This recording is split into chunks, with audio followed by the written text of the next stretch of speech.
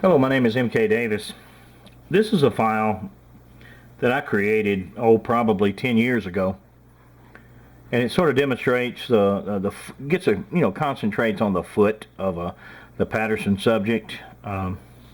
This would be the Patterson film of 1967, taken in Northern California along Bluff Creek. And I created this file in an effort to concentrate particularly on the foot. And this was Dr. Jeff Meldrum had asked me to look at the foot for him. I created this file, and he featured it on some of his talks and lectures, and on some television programs actually. But this is a color version of it. The reason I'm showing you this tonight and reviewing it is because I want to look again at the foot.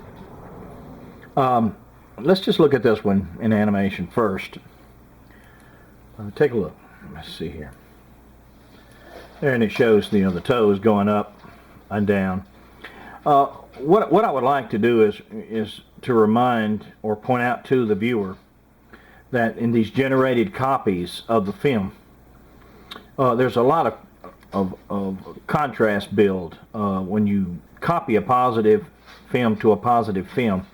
Contrast builds, and the whites become whiter, the darks become darker, and it washes out, or it tends to wash out the sand. The sandbar is not white. It's actually, when it's dry, that this a slate sand. It's made of slate, and it's like a blue. And when it's almost black when it's wet. So you can't really see that well the surface texture in this copy of the film. When you get to these really good transparencies that I have that came from the original film, you can see it quite well that this is pretty rough surface, and there's a lot of lumps. There's little hills and clumps, and you can see a clump right there behind the foot here. Watch, see right there, see right there, a lot of little hills, and see there's a hill right here, but it's hard to pick out against that white background. So the reason why I bring that out, I'll get to it in a minute. A lot of people have a lot of discussion about the feet, and the feet to some it's a stumbling block as far as accepting this film as authentic, because they say the feet don't look, they can't see the feet, they can't see the toes, it looks blocky, that sort of objections. Let me just stop this and go to another one.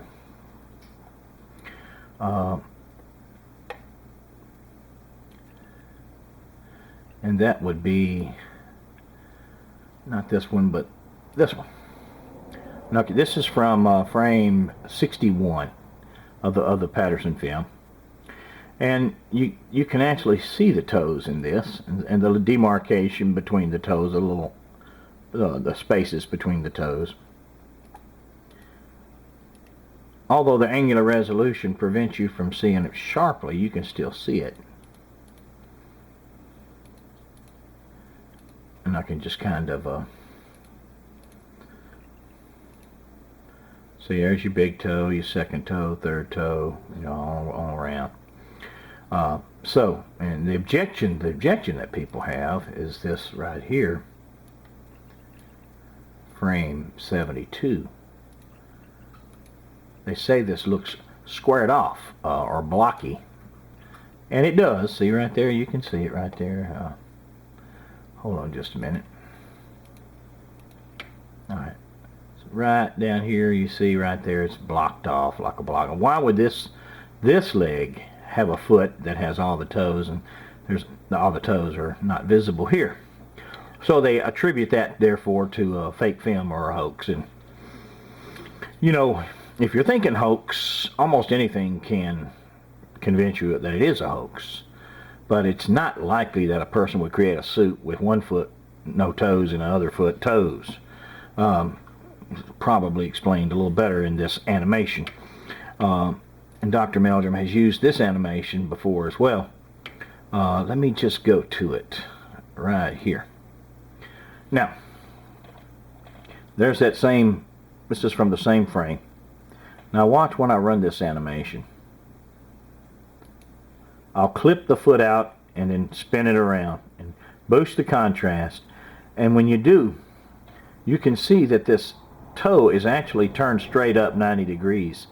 That the subject has actually, with his muscles, bent that toe straight up. And that's what created this squared off look. And if you don't use enhancement, then you won't notice that. You'll just say, well, it has no toes on that foot. But it certainly does. I'll zoom in on it a little bit.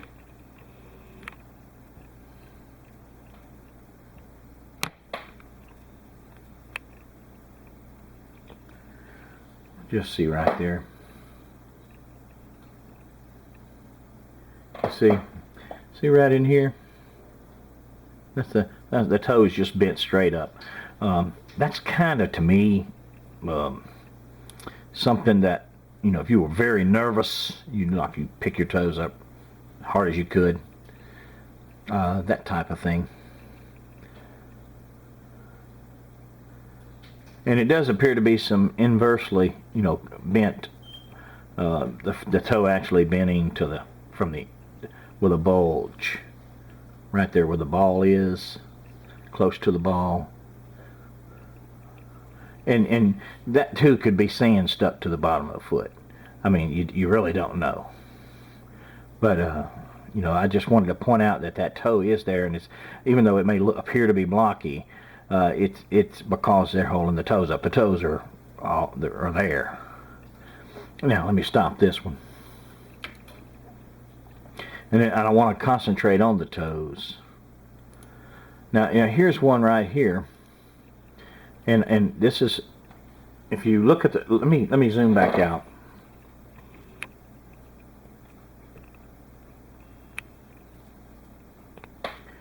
Now, this would be the foot right here. It's about to pull that foot behind this log. And I stopped the frame right here. And it kind of looks like the foot is maybe bent a little bit. It's hard to tell the angle. There may be something from the log actually covering part of the foot to give it that look. I don't know. It's at such a low contrast right there. But when you when you enhance it, you can see the toes, and that's my point. And I'm going to just run this animation. Okay, here we go. Goes to black and white and boost the contrast. Then I'll zoom in. Just take a look at this area right here. I'll concentrate on this area. See right there.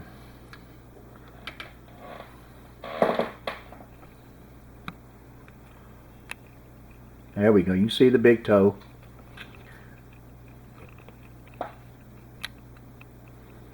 Just let it run again.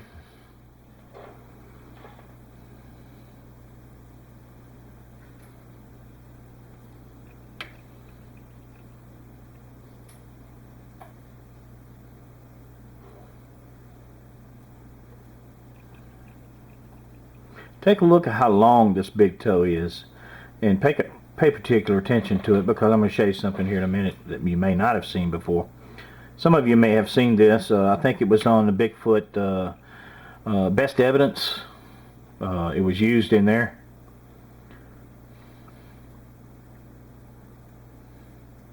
There's your big toe. See how long it is. Now there's some other analysts now that have gotten the frames, all the frames from the film, and they've replicated some of the things I've done, and that's good. It doesn't bother me about that, but it does kind of bother me when they say it was the first time it had ever been done, because these are like 10 years old. And it's kind of the hazards of this pursuit here, is that people will copy your work, and people will borrow it and put other names on it. And the only problem I have with that is that, I'm concerned that Mrs. Patterson, all of my work goes to her. It's essentially belongs to her. Even the stuff that I've worked on myself, and created these type of files, they still belong to her. She's the one. Her husband is the one who it was attributed to, and his name's on the film. And and I'm not talking about legal anything. I'm talking about moral rights. she has all the rights to this and all my work as well. So, that may be why it got replicated, because it may, and I'm just assuming, because maybe there were some issues there where I had turned over all my work to her, and maybe someone else didn't want to go down that road. But I try to take the high road when it comes to things like that. I didn't take this film. It's a wonderful film, but I didn't take it. And the person who took it, and those are his loved ones left behind, deserve this film and anything good that can come from it. Okay, now that being said, let me go to the next one. Let's see, find it here. I'll just kind of move this one out of the way. Now, this is the little known one I was telling you about, and I need to move this over to the far left side because that's where I'm going to be concentrating on. And I hope that you can see it when it's filmed off the screen, but I have reasons for wanting to do it this way. I'm going to back off a little bit more. Now this is a frame that's a little hand motion blur to it, but the funny thing about film, in the recording media of film, is that during an episode of hand motion like this, some things blur, some things actually are clear in the same frame. And it just depends on, like for instance, if you sweep the camera left and then you sweep it back right for that little moment that it's in between, whatever it's on could be clear while the rest of it is blurry. And you get burn-ins. That's what they call burn-ins, where that little point where it stopped and then it restarted the movement again.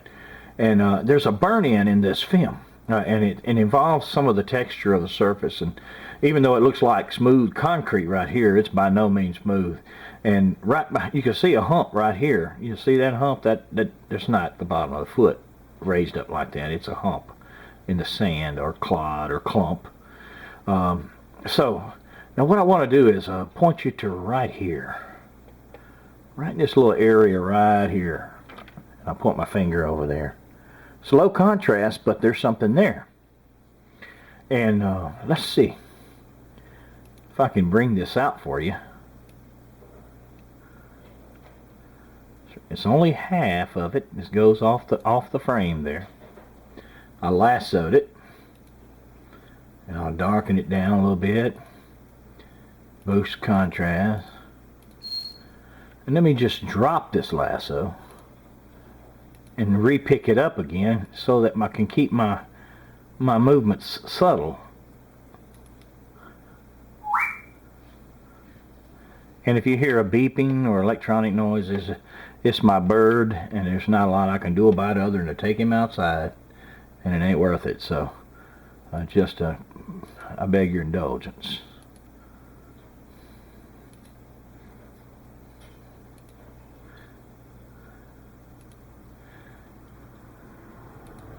Now you may start to see something right in here, and it's on. Only the one reason why you're able to see it well enough is that it's on the subject stepped on a clump of sand that was angled or pitched back toward the camera, and you get the impression of the front part of the foot there. Let me just kind of zoom in on it a little bit if it doesn't blur out. It might.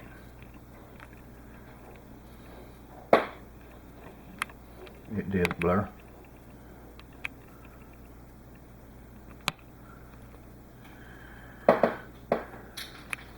And I hope you can see it well enough right in here.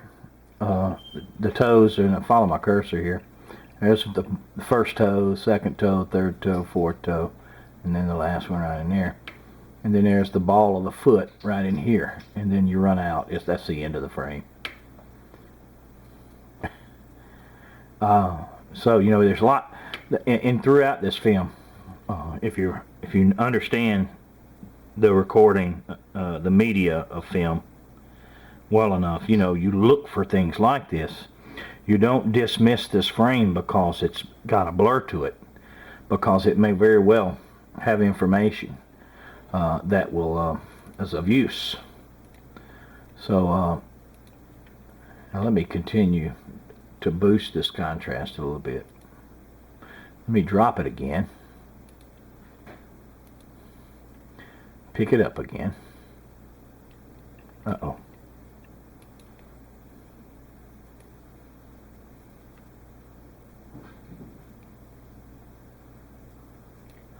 Alright, keep those moves small.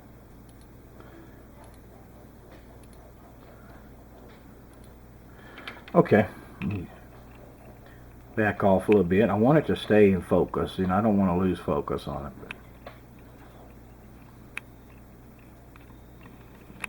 You got to see it though.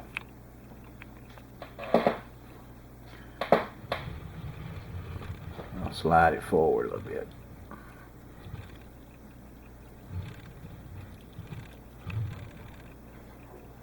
I hope you can see it there. Right here. So, you know, that's, you know, if you're interested in foot details, just kind of look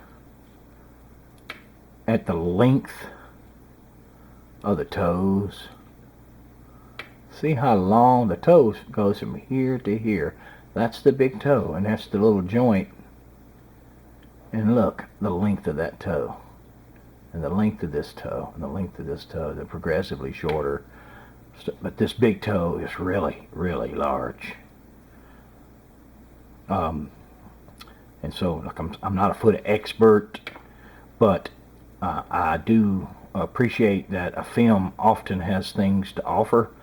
And if I can bring them out for a foot expert to look at, then I would be very pleased to do so. And this is obviously they have very good long toes, not short stubby ones, but long ones, and the big toe is really long. So, and I have a lot more I could probably show you about the toes. Time doesn't permit it tonight, but I hope you can appreciate the way I've appreciated how much this film has to give. And it continues to yield data, yield good solid data. And, you know, whether it's me that brings it out or whether it's someone else that analyzes it and finds this or that in it, you know, it's really not about the analyst. It's about what's on this film that's important. And, you know, and I've said this from the beginning, that it would tell its own story if it were properly analyzed and enhanced and prepared, that so the public could see it. We all understand and know what a print of a foot looks like, and this one happened to step off the frame, so it's only a front part of a print, but it's a pretty good one, and you can see it, and you know, it's got a foot, and it ain't a spook. You know, it's living, breathing, makes footprints, reflects light, elusive, but not impossible to find, not impossible to film. I thank you for your time.